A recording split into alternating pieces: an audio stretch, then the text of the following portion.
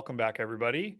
We're here for the afternoon session of Texas Startup Roadshow as a part of Global Entrepreneurship Week here through Capital Factory. Again, a huge thank you to our awesome partners who made this event possible. Obviously, Global Entrepreneurship Week, an enormous event that's taking place all around the globe. And also to CACI, who is a huge supporter of all of the things that we do here at Capital Factory, as well as Cisco, who is the virtual sponsor of the Texas Startups Roadshow here today.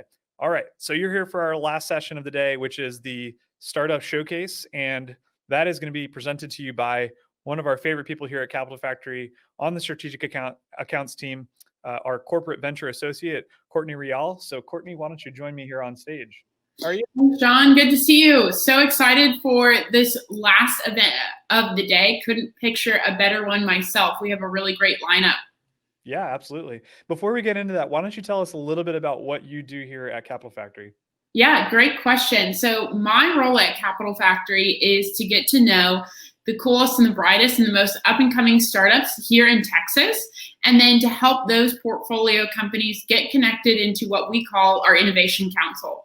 So these are both defense and corporate partners that Capital Factory works with. Many of those logos you'll know, and we help our portfolio get connected to them for pilots, for programs, for investment, and even some acquisitions down the line. So really excited to help our portfolio companies get to know the best corporate and defense partners. Yeah, absolutely. And what better way to do that than through our Startup Showcase? We have these events throughout the year, and doing it as a part of this event is super important for us. And so I think we're all excited to meet those startups and hear from the founders. And so I'll let you take it away and introduce our guests. Yeah, so we have 5 startups that we'll be showcasing today, all out of Austin, Texas, in our portfolio here. Each startup is going to have 4 minutes to present, to share with you what they're doing and where they're at in the startup journey. And then you guys all can participate in this event by putting your questions in the chat bot, and then we'll be asking the founders those questions after they're done presenting. So make sure you put lots of great questions in the chat. And first, we're going to bring up Joe from Aerial Applications. There you are, t-shirt and all. Joe, are you ready to start pitching? All right. Well, thanks, Courtney and Sean, for that great introduction. I guess I'll just start by saying I'm very excited to be here, and thank you to the Capital Factory staff for putting this together. It's an absolute pleasure to be involved in things like this. You guys do a ton of great events, and I know it's a lot of hard work putting something like this together, especially during COVID. So thank you for doing that. Aerial Applications is software to make the physical world knowable. We are developing the software that drives machine perception for geospatial intelligence, and our goal is to become the world's leading provider of that geospatial intelligence. Let me go into a little bit of what we mean by that. So at a high level, this means having a wide range of systems and sensors, whether that's drones or satellites or aircraft, that can collect sensor data from the environment and process that through the cloud and deliver a hyper-realistic 3D environment to the physical world. And we do that faster and more efficiently and at higher quality than anybody else. Let's go into a couple real-world examples of that. What you're looking at here is a 3D model that was captured in support of commercial customers that were performing disaster response after Hurricane Michael. So they used our data collection methods, and they help support them in the insurance claim and construction estimate process as part of that overall recovery. So this made them able to assess the damage and impact and respond faster. And we estimate that that was about 50% faster as a function of our technology. Okay, same idea, but what you're looking at here is drone data collected outside of San Antonio. This is a swath of forest that we're monitoring as part of a 4-year environmental protection project. And let me kind of go into some of the details of that. So first off, this is just visual imagery that was captured from the drone. And then that next layer down is hyperspectral data sets. And then we're looking at LiDAR and infrared data sets as well. And all of that gets aggregated into this modal view. So what you saw before was our 3D viewing environment that we call Mapware. And now we're taking you into our artificial intelligence workflow building software that we call VAST. And once those data sets are in here, you can then drag and drop and pull down pre-built libraries or assemble your own artificial intelligence processes to derive the information that you're trying to find. So in this example, we're doing object recognition through a series of flows, whether that's ash juniper trees or a blend of different environments, in order to be able to describe the habitat of the endangered golden-cheeked warbler, right? And so we can work through that flow, kind of assemble all these components and take advantage of pre-existing work and prior art to be able to have a simple exportable map layer that can then be shared and highly collaborative and exported onto other systems as part of a standardized collaboration workflow. From there, I also wanted to kind of emphasize this picture here. This is kind of an intermediary step. So the step we had before was a conceptual high level to let you know what it might look like. This is an actual count. So every red dot is the tree being identified and counted as part of our object recognition workflow. Okay, so we've had significant traction to date. We've raised over $4.5 million in private capital and about $7 million in federal contracts.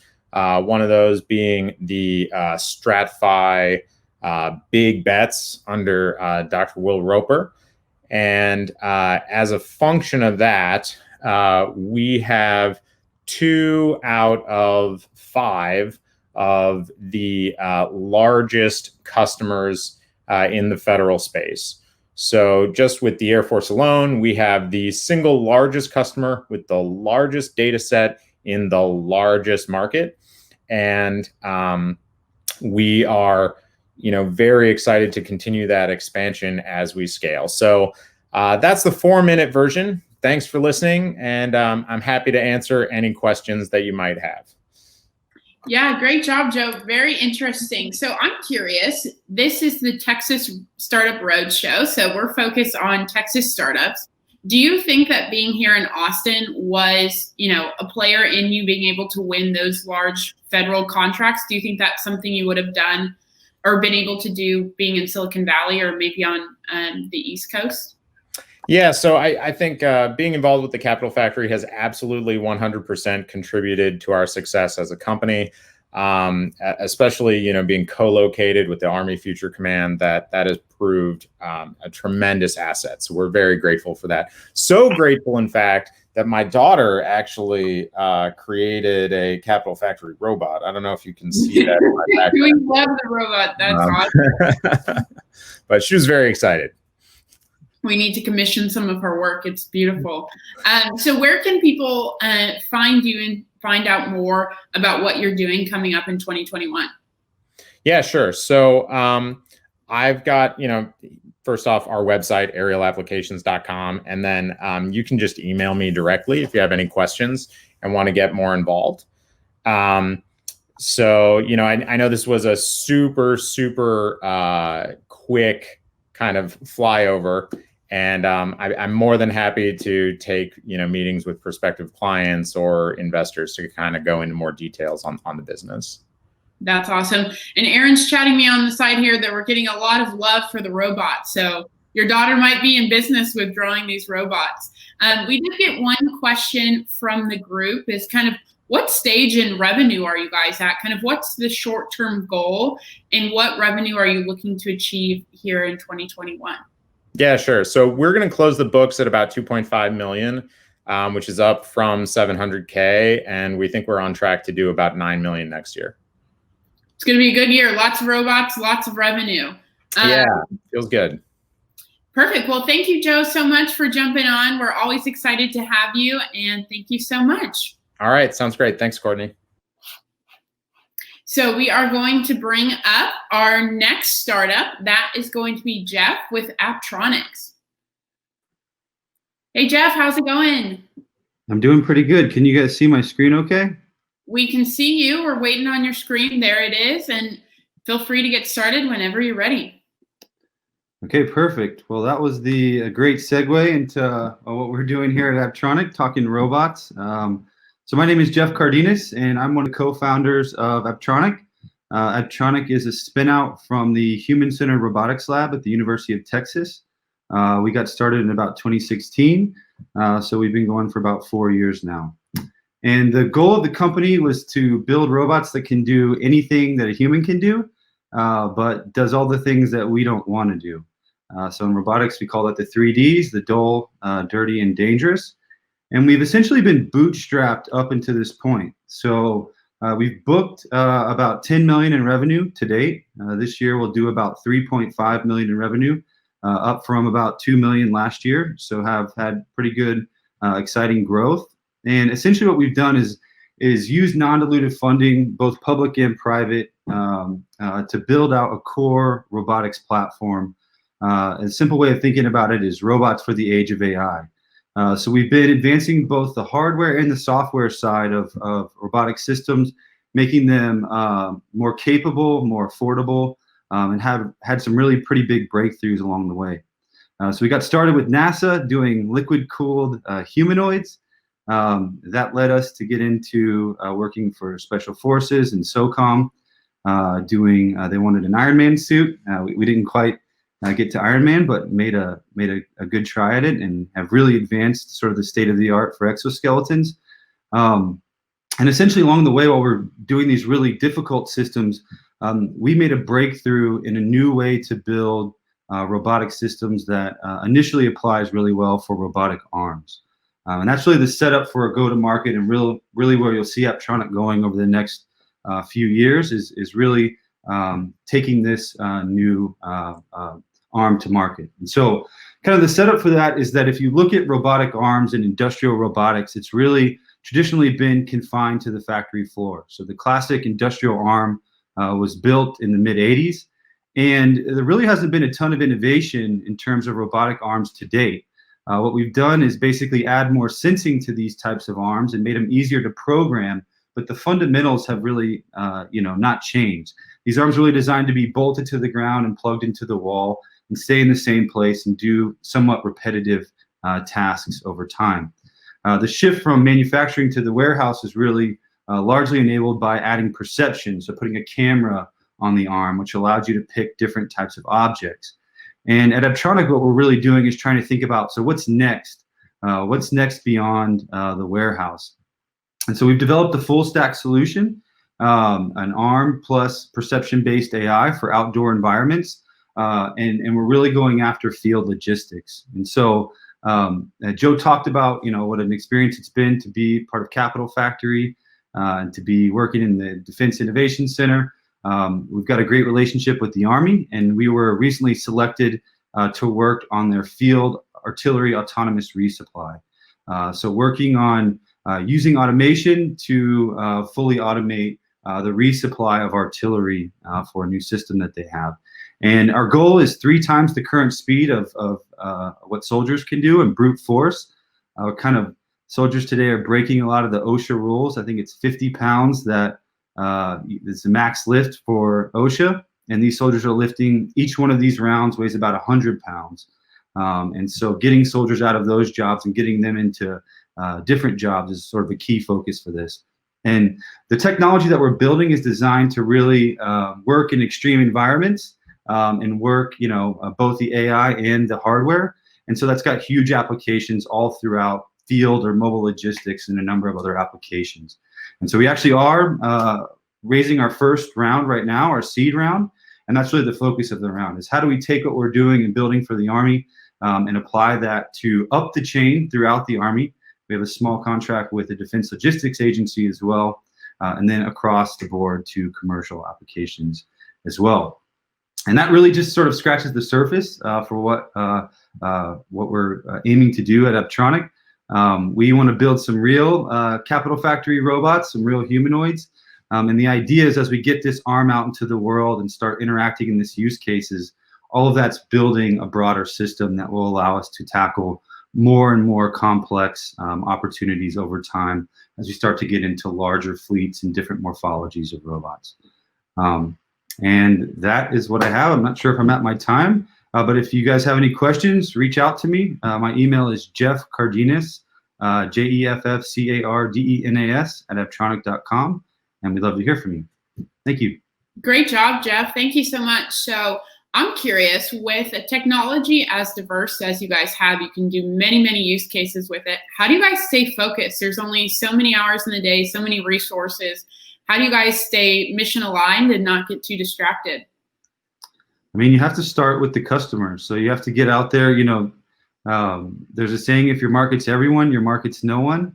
And so you basically have to get out there and talk to customers that are willing to take a risk to sort of, develop something with a new startup. And so certainly the Army has been a huge help to us. It's been a great opportunity and a great experience to work with the Army and Army Applications Lab, and Capital Factory has certainly enabled a lot of those connections for us. And so talking to customers first will keep you focused, and then figure out where you have a customer that is actually willing to go in and take a risk on you.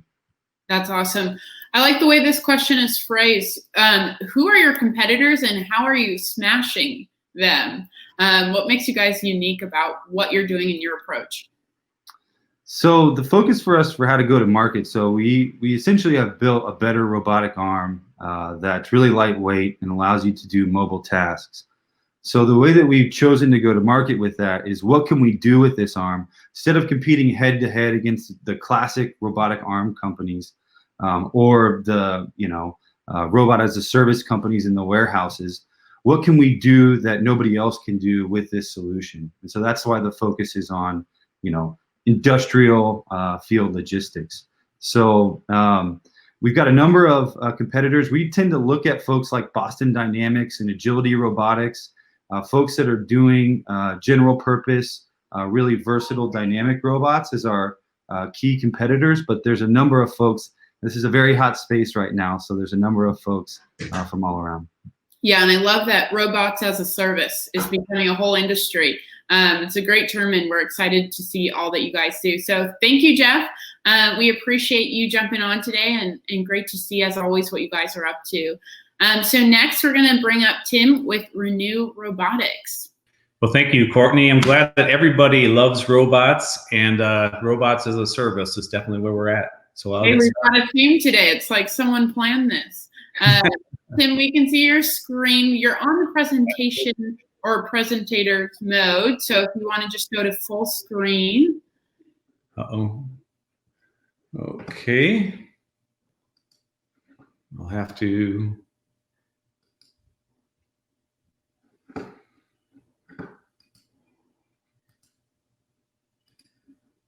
Did that pull up full screen for you? No, it's still on the presenter mode. Okay, let me swap. Did that work? Yes, now we can see it. Great. So the stage is yours, Tim. We are Renew Robotics, the future of vegetation management for the power and utilities industries. There are three massive forces changing our economy today: Internet of Things and big data, a transition to renewable energy, and a shift to electric vehicles with autonomous technology close behind. We have developed an autonomous machine that captures these trends and promotes the expansion of solar power. The problem: solar farms are difficult to mow. They often require special equipment, and they are getting much larger, even more than 10,000 acres. Current mowing machines produce 20,000 pounds of CO2 per year, going against the nature of clean energy. RenewBot is our proprietary electric autonomous tractor. It's 28 inches tall to get under solar panels. It cuts a 63-inch path and is designed for a 10-year service life. The system can be fully charged with a skid of solar panels, making it able to perform easily in remote areas. Our RenewBot is loaded with technology. It has RTK positioning for accuracy within 2 centimeters. It has a 20 watt-hour battery that is able about a third the power of an electric car today.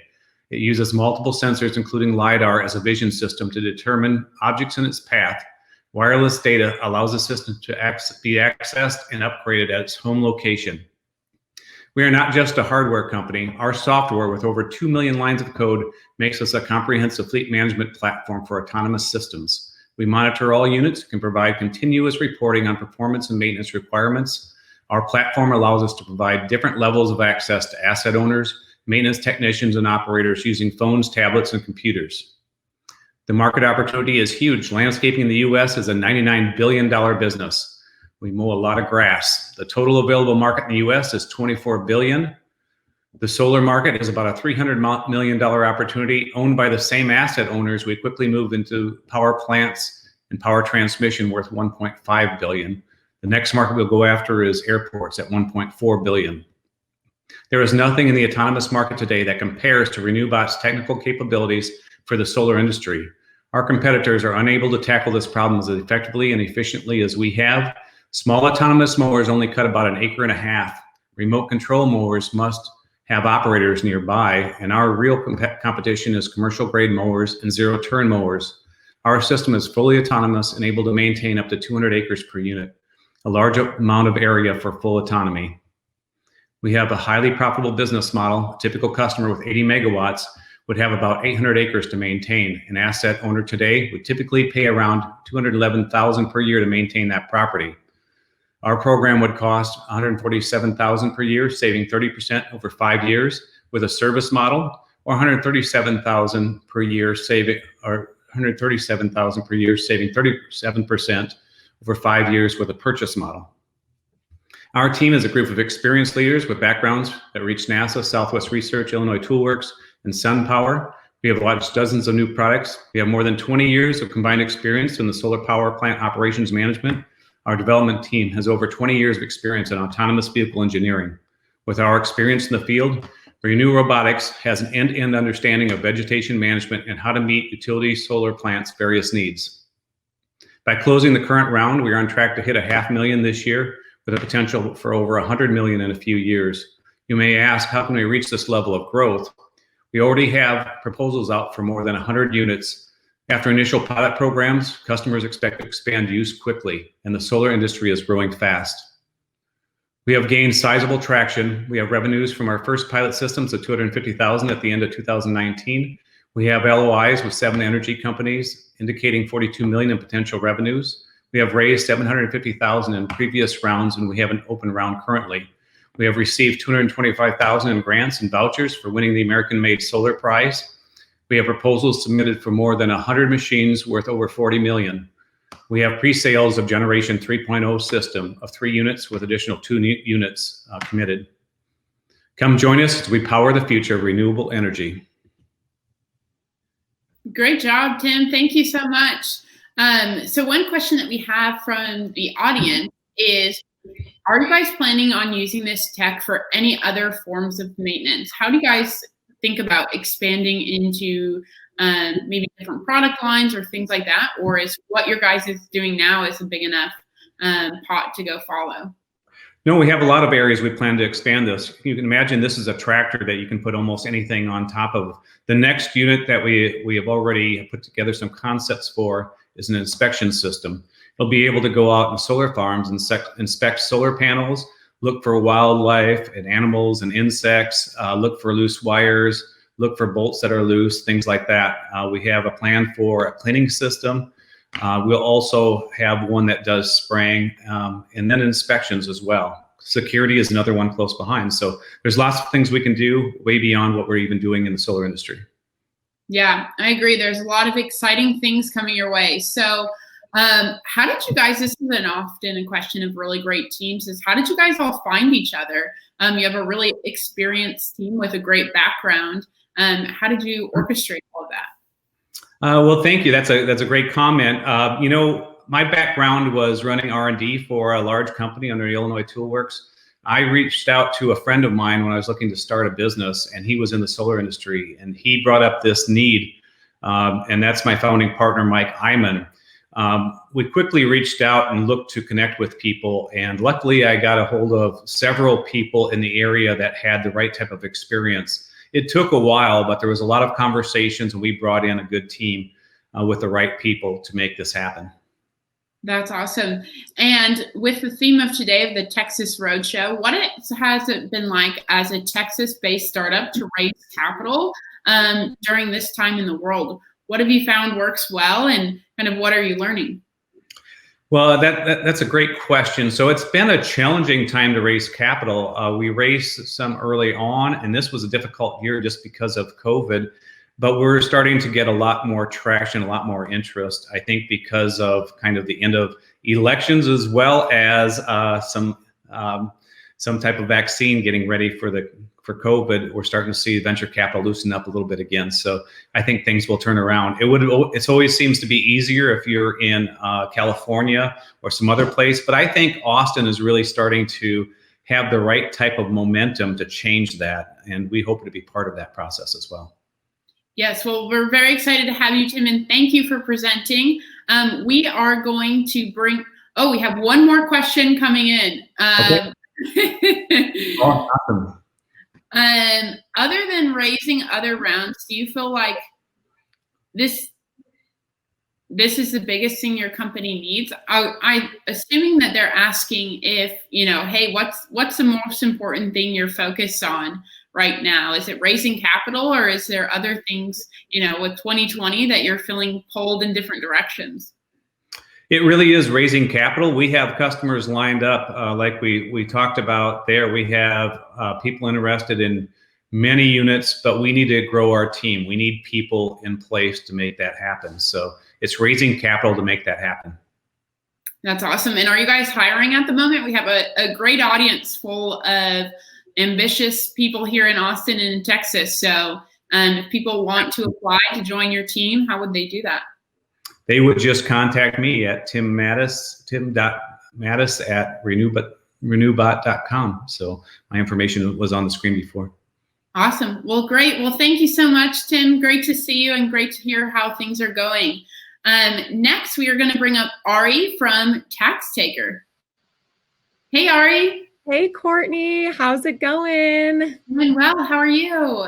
Doing so well. I am sorry to disappoint the audience if they were expecting another incredible robotics company.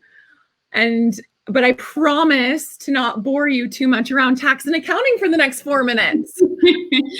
Robots, taxes, we've got it all. Well, Ari, we see your deck, and if you'll just put it in full presentation mode, and then we'll get going. Absolutely.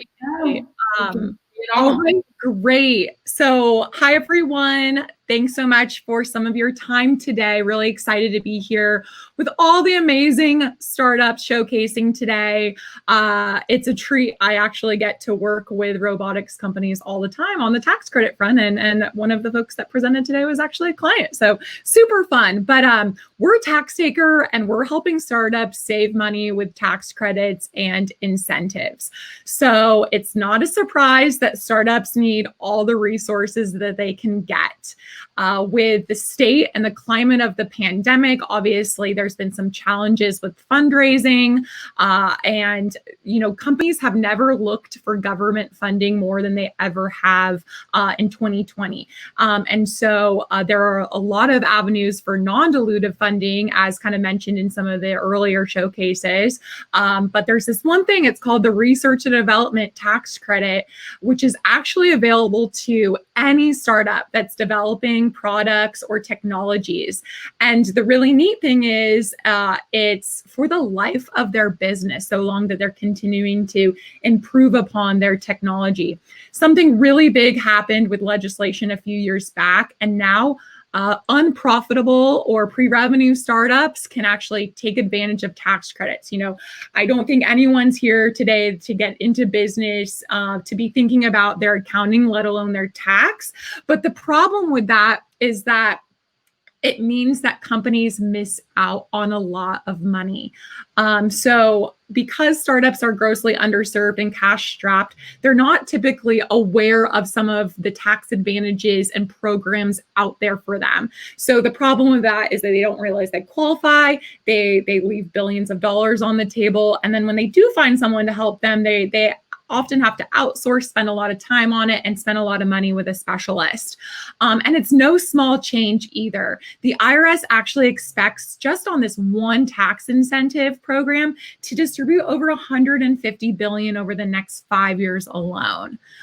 So here's the solution. Tax Taker is here to help. We simplify R&D savings, resulting in tens of thousands of dollars or more back to our customers' bottom line. So it's really no small change, and something that companies can take each and every year they're spending any money on development. Our product is really easy to use. Essentially, a startup gets in touch with us, gets on a call, or signs up through our website. We pair their financials and their project information. We calculate their credits, and the startup wins and gets government money back to their bottom line. So during year end, it's a really good time to look at, how many more months of runway could you be extending on expenses that you're already incurring. Our business model is really simple. It's zero risk for the startup, totally free to get started. We only make money when our startups win and get credits. And we have successfully processed over 100 claims since the pandemic. Super proud of that stat. The year of our life since joining Capital Factory has been incredible. Not only have we got, more strategic eyes on the business, we've tapped into a lot of customers. We are actually expected to end this year with 500% year-over-year growth. We raised a seed round during the pandemic, which we were super proud of. And we've been expanding our team fairly consistently. So one of the biggest things that we need help with, as you can probably imagine, is education, building the megaphone. People hear tax and they think, not my job, right? Like, don't talk to me about tax unless I have to file a tax return. But that means lost money. So year end is, again, a really good time to keep this at kind of the forefront of your attention as you're planning your budget for the next year, planning your expenses out. And so we would love any introductions to any startups, that are incurring development costs. We love VCs and investors as additional channels. Those have been really big proponents for us in really propelling kind of capital efficiency among their portfolio companies. Obviously, other accelerators, and then CPAs and CFOs are great partners for us as well. So with that said, get your billions back, America.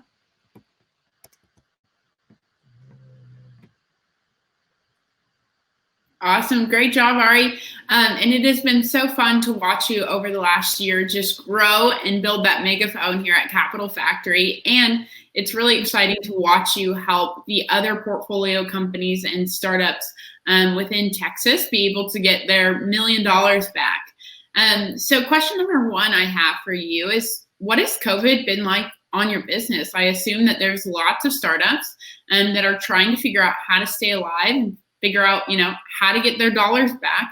And so what has that meant for you in terms of business? Yeah, absolutely. So obviously at the beginning, it was kind of scary for everyone. We were kind of hosting therapy hours for some of our clients, but we were actually really, really fortunate and well positioned to help companies. As you can expect, with so many companies looking for extra relief, we were really happy that we were going off of last year's number to be able to provide extra runway for them here in the near term.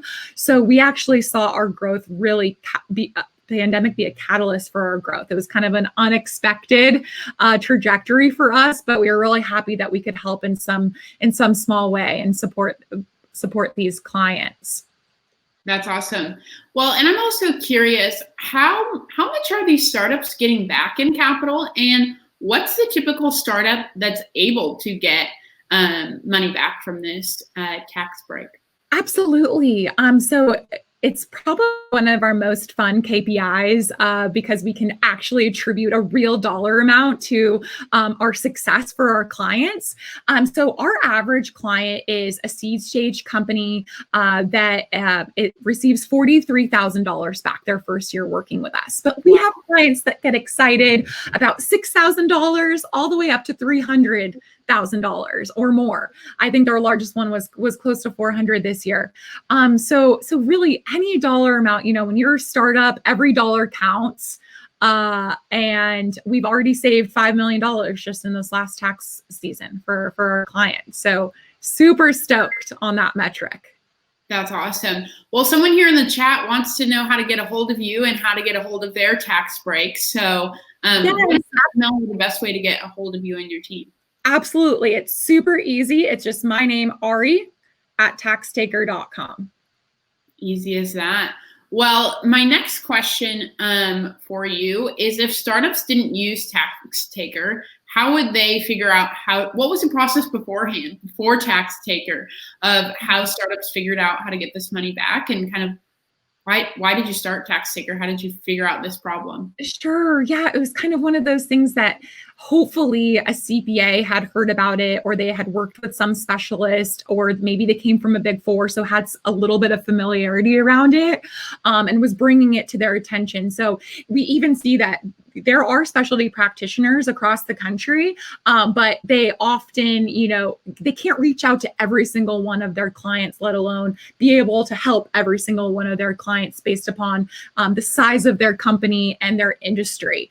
And so when legislation changed and it made it more meaningful for startups to be able to qualify for this program, I said there had to be a way to kind of eliminate those really hefty billable hours and put a swifter kind of process to this, and hence TaxTaker was born. So we really are kind of shifting this very manual, clunky effort between just really smart experts and paperwork and emails to a swift technology product. And to your question earlier, which I don't think I completely answered, we can help a client with as little as one full-time technical person, an engineer or developer. So we really are able to come in at a company's infancy. And we always say it's better, to have a conversation and see what you might be eligible for, even if you're not yet going to yield something, versus, oh no, why didn't anyone tell me about this? And I've left how much on the table?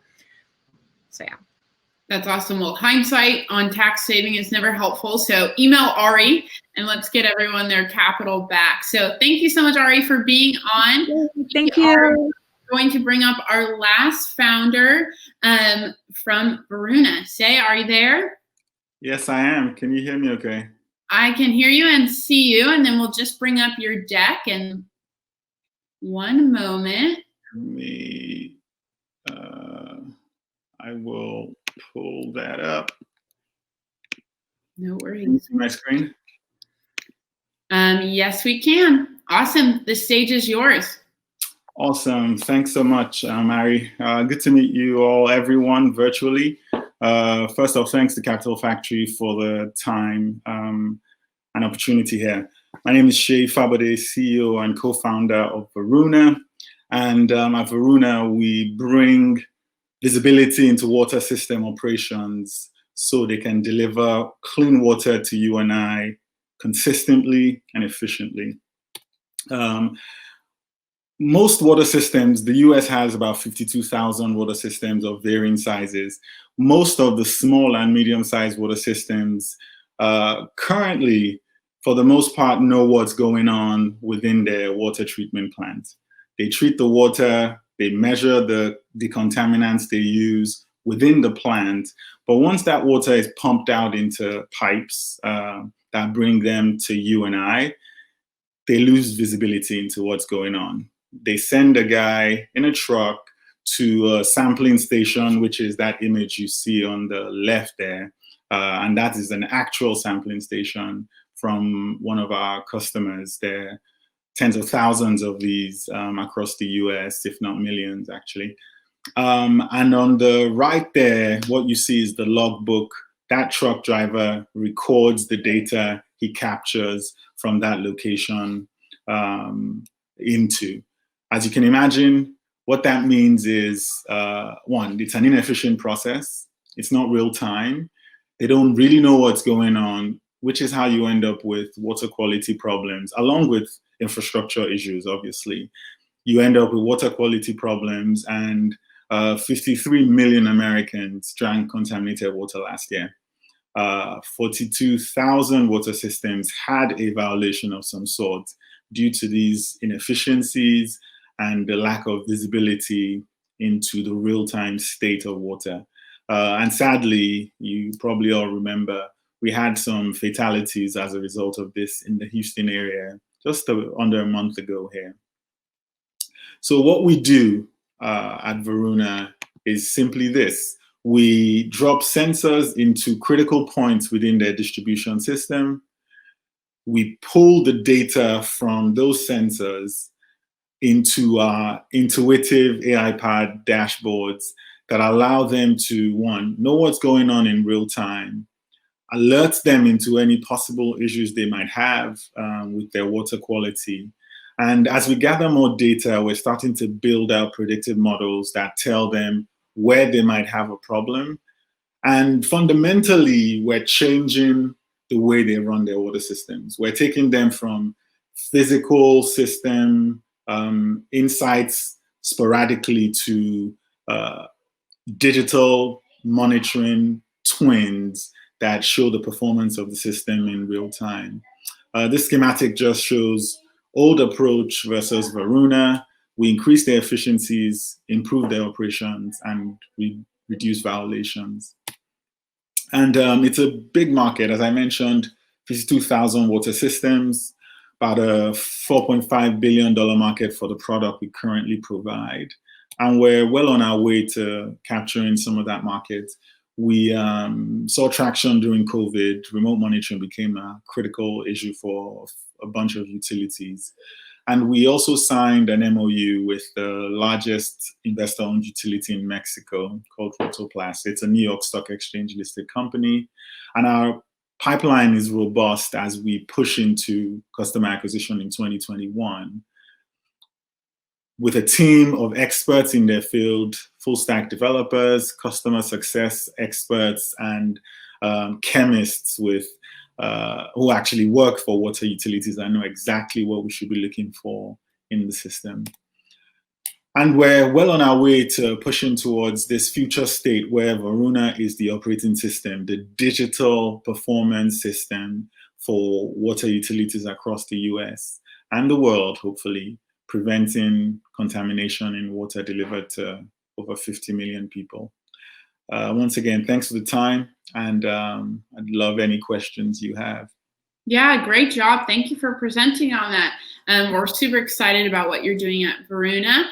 I'd love to learn how you got involved in this world. What made you aware of these problems, and what made you want to go tackle them?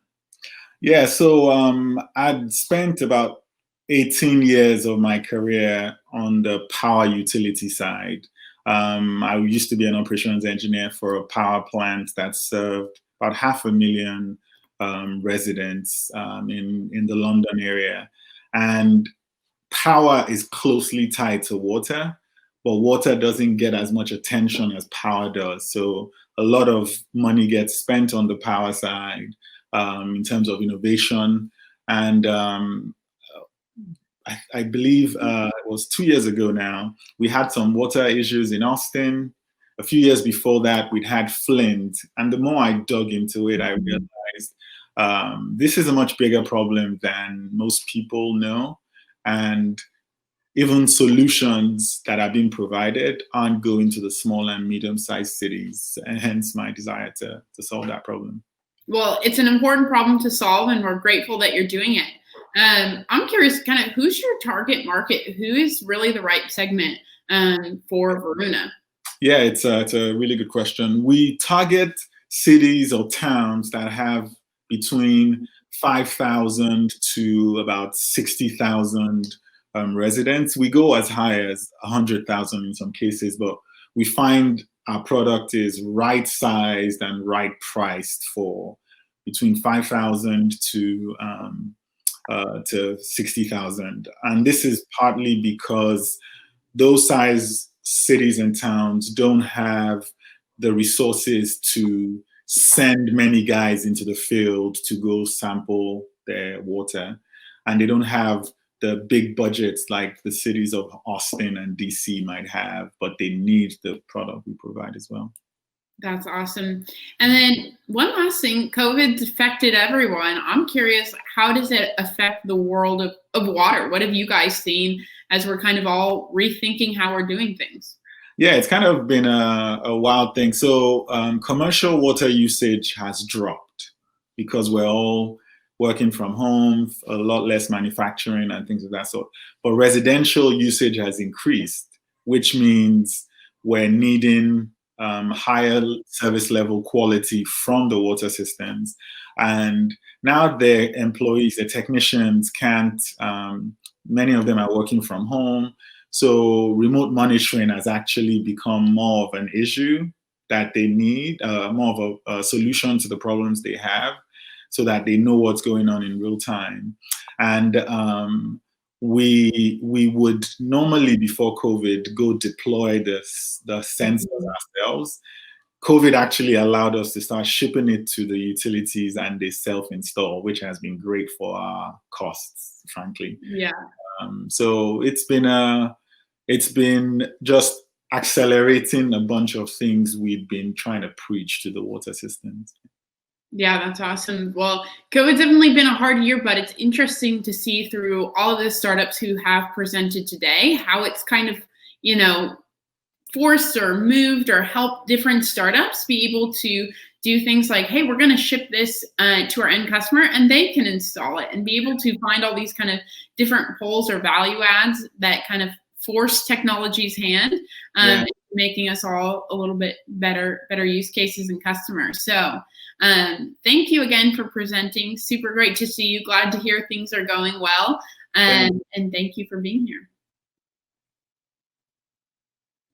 All right, well, that was our last startup of the day. 5 really interesting entrepreneurs and founders, all based out of here in Austin and all within the Capital Factory ecosystem. So many of them are hiring, many of them are fundraising. So please check out the show notes, get connected with those entrepreneurs, and maybe land yourself a new job and, be a part of one of these missions like building awesome robots, saving people money on taxes, or saving our water supply, which are all really important.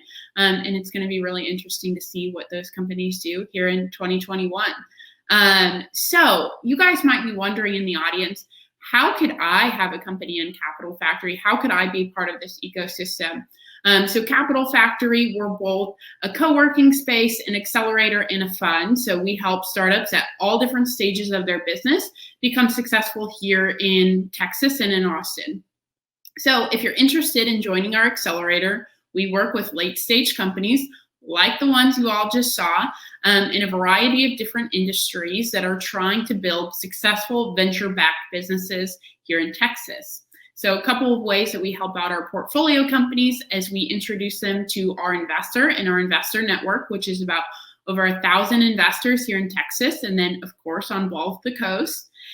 We help them get introduced to talent, meaning the right advisors and mentors and employees that are going to help them drive their mission and be able to be a successful company. And then the third thing we do, which is where I sit in the Capital Factory house, is help them get introduced to their first customers, whether that's corporate or defense. So many of the companies you saw today are what we call dual use, meaning they're getting both money from the government, which is non-dilutive, and capital from venture partners. So really excited. My email is CourtneyReal@capitalfactory.com, or you can find me on LinkedIn, and I'd be more than happy to sit down, discuss with you about how Capital Factory could be helpful in your next venture. Awesome. Well, thank you so much, Courtney. And thanks to all those amazing startups that we heard from.